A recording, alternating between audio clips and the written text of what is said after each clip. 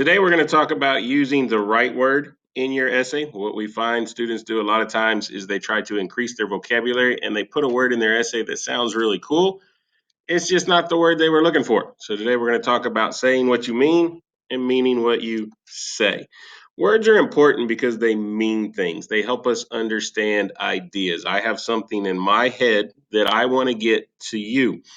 And I choose the right kind of words to say that, hoping that when you hear those words, you will do what it is I want you to do. The problem becomes if I were to use a wrong word, my idea is going to become distorted, and the message that you receive is not necessarily the message that I sent. And that's when communication problems begin to develop, and that's what makes your writing sometimes hard to understand.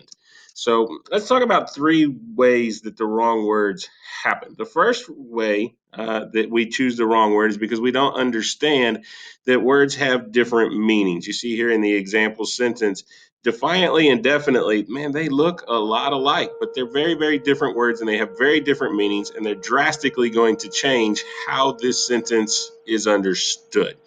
This kind of mistake happens because we get into a hurry. This mistake could also happen because you trusted your Microsoft spell checker, which is not designed to catch this kind of mistake. But the other way it happens is sometimes students get out that thesaurus because they're tired of using the same word, or they want a really creative word to come up with.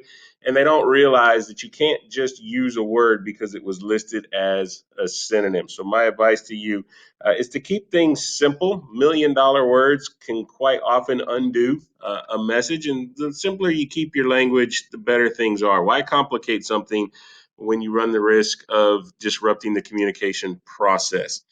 The second reason that students use the wrong word is because we have a lot of words in the English language that sound alike, but they mean very, very different things.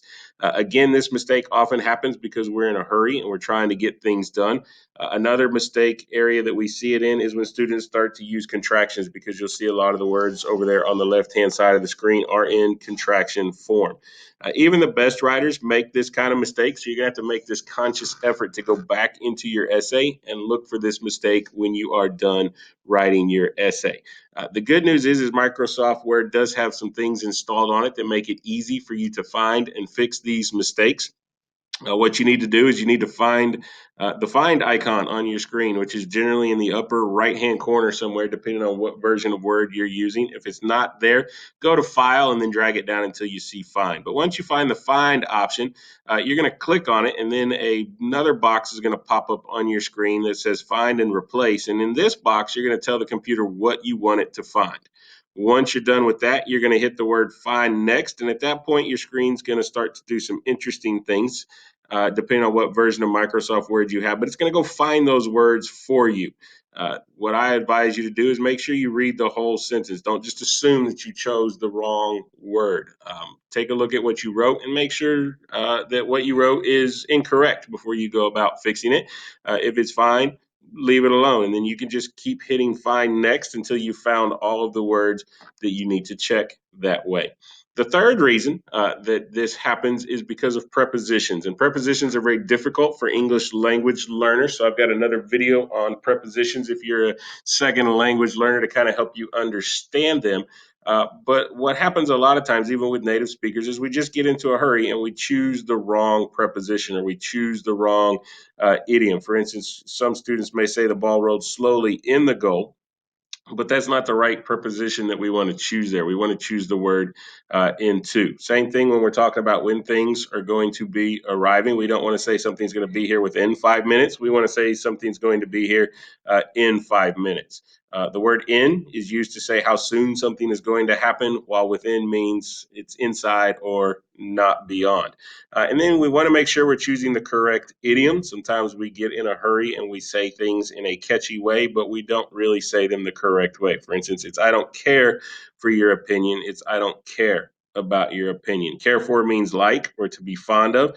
So if you care about something, you feel that it's important or interesting. So you definitely want to make sure that you're choosing the right idiom when you are doing that.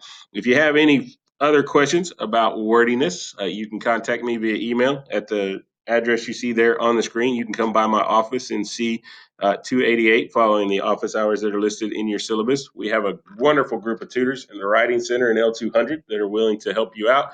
And for those of you that are distance learners, you can always get help at a great website put on by Purdue University. You see that address there on your screen.